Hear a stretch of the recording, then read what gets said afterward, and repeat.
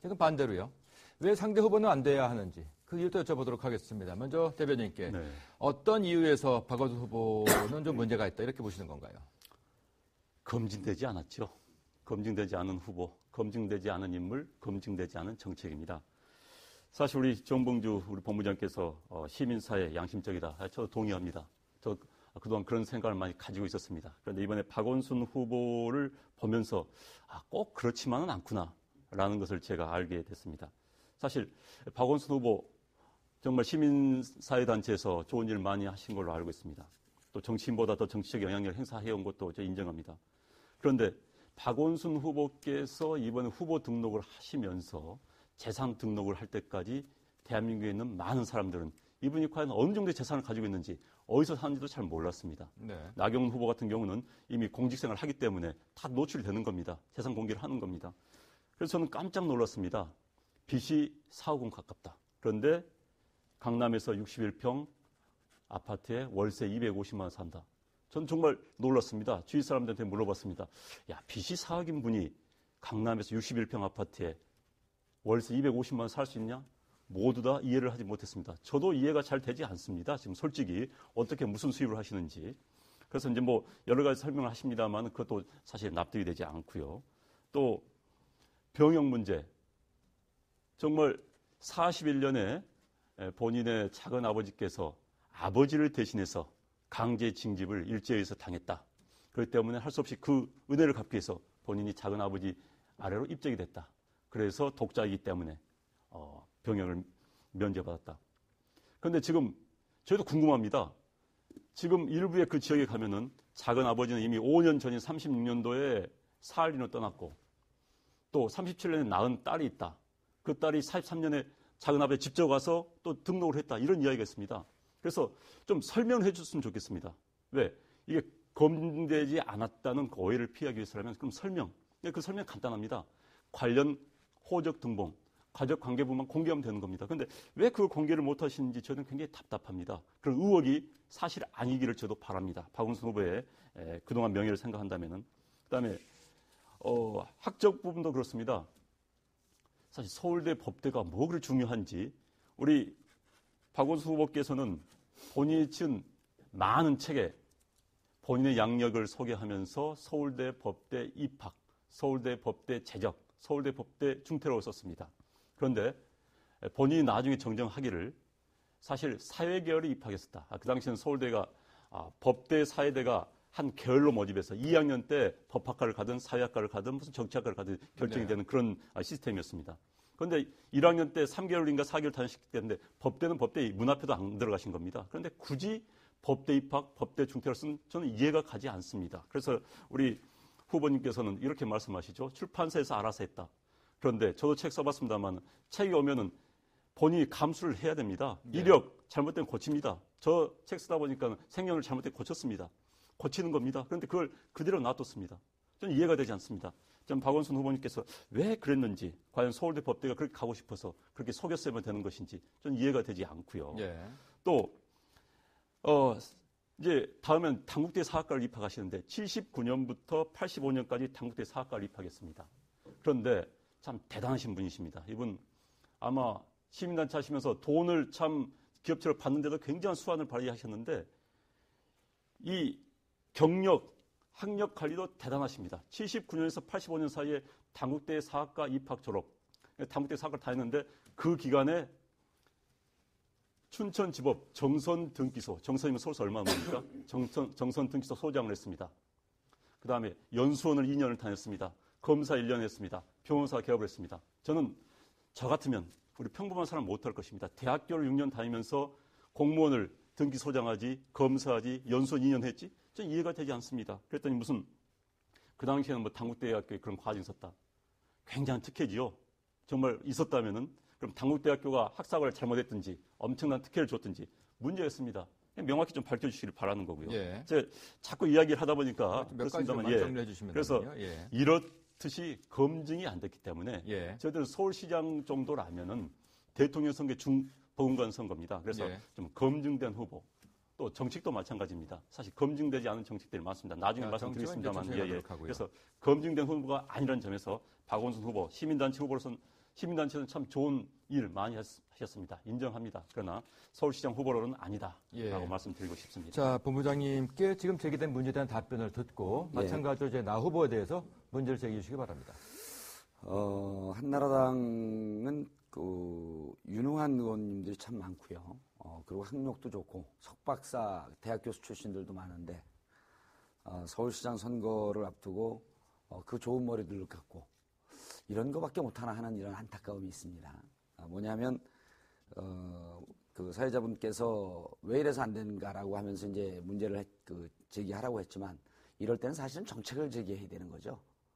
그리고 네, 정책을 꼭 말씀드리겠습니다. 정책을 제기해야 되는 건데 지금 여기서 정책을 얘기한다 그래도 한나라당이 지금 선거전에서 하는 것 보면 정책은 얘기 안 합니다.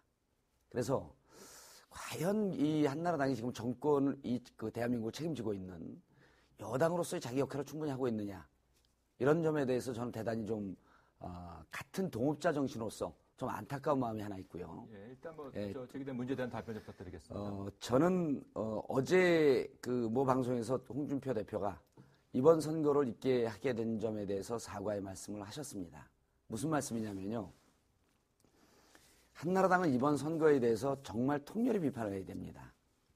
우선 있을 필요가 없었던 선거였던 거죠. 그리고 우리가 민주당 서울시 의원들조차도 서울시장직을 걸지 마라. 이 선거가 왜 있게 된 겁니까? 이 수백억의 그 예산을 낭비하면서 첫 번째 이유가 그 후보의 자격 검증을 떠나서 이 선거가 왜 있었냐라고 하는 것을 먼저 따져보면 자, 무상급식에다 주민투표 걸었죠. 주민투표에다 서울시장직을 걸었습니다. 이거 하지 말라 그랬어요. 한나라당에서도 오세훈 시장에게 하지 마라. 그리고 서울시 의원들도 오세훈 시장에게 설사 지더라도 계속 서울시장직 수행해라. 이래갖고 이 정치적 판단과 정치적 목적 때문에 이 선거가 온 거거든요. 그럼 이 점에 대해서 한 방송에 나와서 사과할 것이 아니고 이 선거가 있게 된 이 상황에 대해서 한나라당 사과하고 시작을 해야죠. 네, 대변인, 예. 다시 말씀드리겠습니다. 문제가 제기됐고 토론에 룰이 있으니까요. 예. 제기된 문제에 대한 그 답변부터 좀 부탁드리겠습니다. 그리고요, 제3문제부터 말씀을 드리겠습니다. 제3문제, 병역문제, 학력문제 얘기를 했는데요. 한나라당이 병역문제 얘기할 자격 없습니다. 한나라당이 면제된 분들이요. 이러저러한 사유로 진짜 이 병역 면제당이라고 할 정도로 한나라당이 그렇게 문제가 많지 않습니까? 박원순 후보는요. 지금 자기가 13살 때 일어난 일인데 한나라당의 얘기가 이렇게 바뀝니다. 13살 때 군대를 면제받기 위해서 6년 뒤, 7년 뒤에 군대를 면제받기 위해서 양손으로 들어갔다고 합니다. 그게 설득력이 없으니까 그 다음에 1년 뒤 형이 면제받기 위해서 양손으로 갔다고 합니다. 그게 안 되니까 사할린으로 징용 간 시점이 언제냐. 자, 이 병역 문제는 그때 당시에 시골에서 이렇게 논리적이지도 않던 부모님들이 손이 끊기는 걸 우려해서 손을 넘겼고 양손이 됐고 그리고 난 다음에 이분이 13살짜리가 이렇게 기획적으로 했다라고 하는 것이 한나라당의 논리인데 이 논리대로 한다면 뭐냐면 할아버지 아들이 박원순 후보의 군대 면제, 군대 보충력으로 빠지는 것을 기획하기 위해서 돌아가 주셔야 되는 겁니다. 이런 어거지 논리를 갖고 병역 문제, 그 다음에 징용 문제 있지 않습니까? 징용은 우리 역사의 아주 아픈 부분이죠. 그 징용 문제를 갖고 언제 징용을 갔느냐 마느냐, 자진해서 갔느냐 마느냐 이런 걸 갖고 따지는 것은 정말 아무리 이게 선거라고 해도 이렇게까지 가면 안 됩니다. 그다음 제3 문제는요. 박원순 변호사가 그 변호사 생활을 하면서 돈을 꽤 많이 벌었습니다. 그 돈 사회적으로 다 기부했고요. 자기 시민사회 운동하기 위해서. 사회운동하면서 계속 진행되면서 뭐가 더 필요하냐면 돈이 자꾸만 필요합니다. 그러니까 이렇게 결정을 합니다. 집도 팔고 건물도 팔고 보증금이 있으면 그 목돈이 필요하니까 보증금도 넣고 그러다 보니까 보증금은 계속 까이죠. 그래갖고 결국 1억까지 밀려있고 이 보증금 까이니까 월세로 낼 수밖에 없고 당시에는 부인이 사업을 할 수 있으니 돈이 돌아가니 250만 원씩 낼 수 있는 이런 구조가 돼 있었는데 저도 사업을 해봐서 아는데 각자 사람들이 경제적 패턴이 있습니다. 이걸 갖고 당신이 시민사회 운동을 하면서 강남에 61평 아파트에 살고 1억에 250만 원 낼 자격이 있느냐? 본인이 이렇게 경제 패턴을 유지하려면 유지할 수 있는 겁니다. 마지막으로요. 학적 부분, 학력 부분에 대해서 보세요. 처음에 이게 어떻게 시작이 됐냐면 변호사라고 그러니까 박원순 변호사가 이제까지 활동한 거는요. 그분이 서울대 법대를 나왔기 때문에 박원순 변호사를 신뢰한 게 아니고 변호사이기 때문에 신뢰한 부분이 한 측면이 있고 또 하나는 변호사이면서 참여연대 활동을 하고 참여연대 던지면서 이분이 아름다운 재단, 아름다운 가게를 만들면서 이 기획력에 동의한 사람들이 붙어준 거죠. 그분이 서울대 법대 출신이기 때문에 붙어준 겁니까? 그러니까 이분이 이제까지 쌓아온 자기의 사회적 업적이나 사회적 축적물 자체를 마치 서울대 법대이기 때문에 사람들이 당신에게 도와주고 당신이 이제까지 쌓아온 건 서울대 법대이기 때문에 그랬다라고 하는 논리의 의식구조의 왜곡이죠. 그래서 제가 보기에는 학력 부분이라고 하는 것이 이 학력으로 인해서 박원순 변호사가 즉 서울대 법대 출신이라고 하는 것 때문에 특별히 경제적 이익 혹은 사회적 이익을 본 측면이 없는데도 그리고 이것이 이런 거나 마찬가지입니다. 안 의원님 만나갖고 얼굴 좋아지셨는데요? 이게 뭐라고 물어보면 법대 나오셨죠? 이렇게 물어보면 사사건건 그걸 어떻게 다 해명을 합니까? 안녕하는 의원님 얼굴 좋습니다. 나 좋지 않습니다. 위장병 있고요. 장애 문제 있고요. 이걸 일일이 다 얘기를 해야 됩니까? 그래서 이러한 사회적 관행과 이렇게 진행되어 왔던 부분에 대해서 이 문제 지적을 하면서 예. 이것은 학력 문제 있다. 그 다음에요. 그래서 이런 부분을 전체 서울시정을 책임지고 이런 데 있어서 이런 네거티브가 이제 서울시민이 안 먹힙니다. 한나라당은 좀 방향 전환을 해주길 부탁드리고 나경원 의원은요. 제가 네거티브를 한다 그러면서 제가 네거티브 할 수 없지 않습니까? 제가 한 말씀만 드릴게요. 우리 아픈 역사를 갖고 있죠. 어제도 홍준표 대표가 아방궁이라고 얘기했던 것. 그 2억 5,900만 원 경호실을 진 돈입니다. 이번에 내곡동 밝혀진 거예요. 만약 밝혀지지 않았으면 계속 그렇게 갔겠죠. 대통령 아들 이시영, 민간인 자연인과 대통령실과 공동으로 구입한 땅입니다. 이거 법적으로 하자가 있는 거죠. 그런데 이 경호실을 짓는데 42억 8천만 원이 들었습니다. 그럼 몇 배가 들었나 제가 계산해 봤더니 경호실을 짓는데 16.5배를 더 많은 돈을 썼습니다. 그때 당시에 나경원 후보가 뭐라고 얘기를 했냐면요. 전직 대통령을 두고 한 번도 가보지 않은 봉화 사저를 얘기를 하면서 아방궁을 졌다.